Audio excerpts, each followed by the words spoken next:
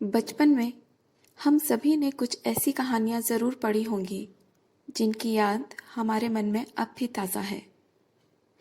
ऐसी ही कहानियों में से मेरी पसंदीदा एक कहानी मैं आप सबके साथ साझा कर रही हूँ। कहानी शीर्षक गिल्लू। सोन जूही में आज एक पीली कली लगी है। इसे देखकर अनायास ही उस छोटे जीव का स्मरण हो आया जो इस लता की सघन हरितिमा में छिपकर बैठता था और फिर मेरे निकट पहुंचते ही कंधे पर कूदकर मुझे चौंका देता था। तब मुझे कली की खोज रहती थी, पर आज उस लघु प्राण की खोज है। परंतु वह तो अब तक इस सोन जूही की जड़ में मिट्टी होकर मिल गया होगा। कौन जाने, स्वर्णिम कली के बहाने वही मुझे चौंकाने ऊपर आ गया हो। अचानक एक दिन सवेरे कमरे से बरामदे में आकर मैंने देखा, दो कौवे एक गमले के चारों ओर चोंचों से छुआ-छुओवल जैसा खेल खेल रहे हैं। यह काकभूषुंडी भी विचित्र पक्षी है, एक साथ समादरित, अनादरित, अति सम्मानित, अति अवमानित। हमारे बेचारे पुरखे न गरुड़ के रूप में आ सकते हैं, न मयूर के, न हंस के। उन्हें पितृपक्ष में हमसे कुछ पाने के लिए काक बनकर ही अवतीर्ण होना पड़ता है। इतना ही नहीं, हमारे दूरस्थ प्रियजनों को भी अपने आने का मधुर संदेश इनके कर्कश स्वर में ही देना पड़ता है। दूसरी ओर हम कौवा और कांव कांव करने को अवमानना के अर्थ में ही प्रयुक्त करते हैं। मेरे काक पुराण के विवेचन में अचानक बाधा आ पड़ी, क्योंकि गमले और दीवार की संधि में छिपे एक छोटे से जीव पर मेरी दृष्टि अटक गई। निकट जाकर देखा, गिलहरी का छोटा सा बच्चा जो संभवतः घोंसले से गिर पड़ा है और अब कौवे उसमें सुलभ आहार खोज रहे हैं। काक द्वय की दो चोंचों के दो घाव उस लघु प्राण के लिए बहुत थे, अतः वह निश्चेष्ट सा गमले से चिपटा पड़ा था। सबने कहा, कौवे की चोंच का घाव लगने के बाद यह बच नहीं सकता, अतः इसे ऐसे ही रहने दिया जाए। परंतु मन नहीं माना। उसे हौले से उठाकर अपने कमरे में लाई, फिर रुई से रक्त पोंछकर घावों पर पेनिसिलिन का मरहम लगाया। रुई की पतली पत्ती दूध से भिगोकर जैसे तैसे उसके नन्हे मुंह में लगाई, पर मुंह खुल न सका और दूध की बूंदें दोनों ओर लुढ़क गईं। कई घंटे के उपचार के उपरांत उसके मुंह में एक बूंद पानी टपकाया जा सका। तीसरे दिन वह इतना अच्छा और आश्वस्त हो गया कि मेरी उंगली अपने दो नन्हे पंजों से पकड़कर नीले कांच के मोतियों जैसी आंखों से इधर उधर देखने लगा। 3-4 मास में उसके स्निग्ध रोए, झप्पेदार पूंछ और चंचल चमकीली आंखें सबको विस्मित करने लगी।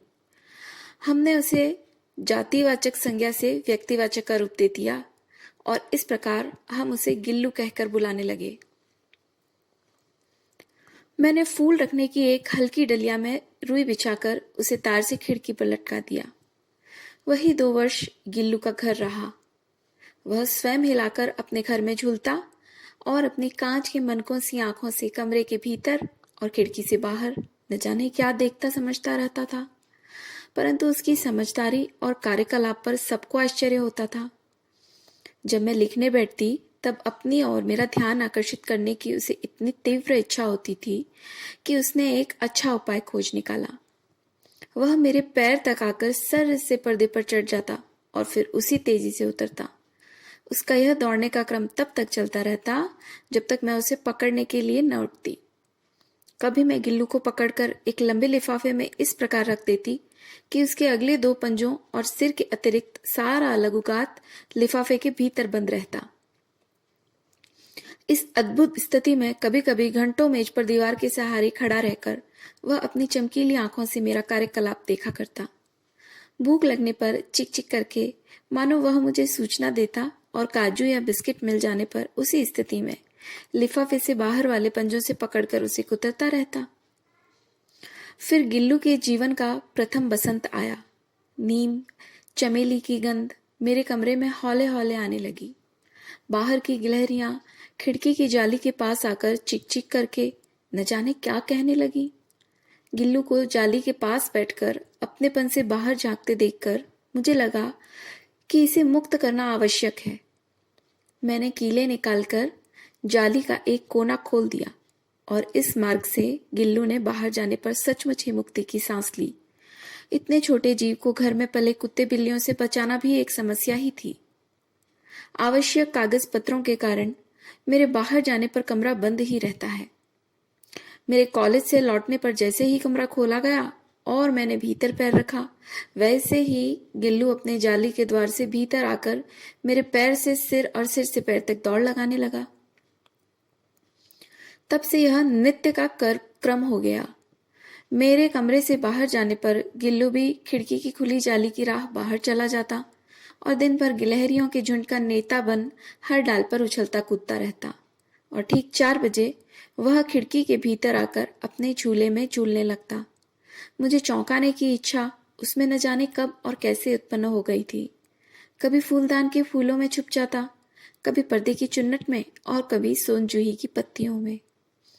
मेरे पास बहुत से पशु पक्षी हैं और उनका मुझसे लगाव भी कम नहीं, परंतु उनमें से किसी को मेरे साथ मेरी थाली में खाने की हिम्मत हुई है ऐसा मुझे स्मरण नहीं आता। गिल्लू इनमें अपवाद था। मैं जैसे ही खाने के कमरे में पहुंचती, वह खिड़की से निकलकर आंगन की दीवार, बरामदा पार करके मेज पर पहुंच जाता और मेरी थाली में बैठ जाना चाहता। बड़ी कठिनाई से मैंने उसे थाली के पास बैठना सिखाया, जहां बैठकर वह मेरी थाली में से एक एक चावल उठाकर बड़ी सफाई से खाता रहता।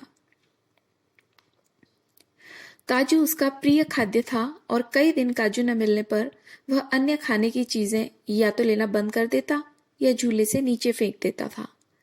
उसी बीच मुझे मोटर दुर्घटना में आहत होकर कुछ दिन अस्पताल में रहना पड़ा। उन दिनों जब मेरे कमरे का दरवाजा खोला जाता, गिल्लू अपने झूले से उतरकर दौड़ता और फिर किसी दूसरे को देखकर उसी तेजी से अपने घोंसले में जा बैठता। सब उसे काजू दे आते, परंतु अस्पताल से लौटकर जब मैंने उसके झूले की सफाई की तो उसमें काजू भरे मिले, जिनसे ज्ञात होता था कि वह उन दिनों अपना प्रिय खाद्य कितना कम खाता रहा। मेरी अस्वस्थता में वह तकिए पर सिरहाने बैठकर अपने नन्हे नन्हे पंजों से मेरे सिर और बालों को इतने हौले हौले सहलाता रहता कि उसका हटना एक परिचारिका के हटने के समान लगता। गर्मियों में जब मैं दोपहर में काम करती रहती तो गिल्लू ना बाहर जाता ना अपने झूले में बैठता। उसने मेरे निकट रहने के साथ गर्मी से बचने का एक सर्वथा नया उपाय खोज निकाला था। वह मेरे पास रखी सुराही पर लेट जाता और इस प्रकार समीप भी रहता और ठंडक में भी रहता। गिलहरियों के जीवन की अवधि 2 वर्ष से अधिक नहीं होती, अतः गिल्लू की जीवन यात्रा का अंत भी आ ही गया। दिन भर उसने न कुछ खाया न बाहर गया। रात में अंत की यातना में भी वह अपने झूले से उतरकर मेरे बिस्तर पर आया और ठंडे पंजों से मेरी वही उंगली पकड़कर हाथ से चिपक गया जिसे उसने अपने बचपन की मरणासन्न स्थिति में पकड़ा था। पंजे इतने ठंडे हो रहे थे कि मैंने जागकर हीटर जलाया और उष्णता देने का प्रयत्न किया, परंतु प्रभात की प्रथम किरण के स्पर्श के साथ ही वह किसी और जीवन में जागने के लिए सो गया। उसका झूला उतारकर रख दिया गया है और खिड़की की जाली बंद कर दी गई है, परंतु गिलहरियों की नई पीढ़ी जाली के उस पार चिकचिक करती ही रहती है और सोन जूही पर बसंत आता ही रहता है। सोन जूही की लता के नीचे गिल्लू को समाधि दी गई है, इसलिए भी कि उसे वह लता सबसे अधिक प्रिय थी, इसलिए भी कि उस लघुगात का किसी वासंती दिन जूही के पीताप छोटे फूल में खिल जाने का विश्वास मुझे संतोष देता है।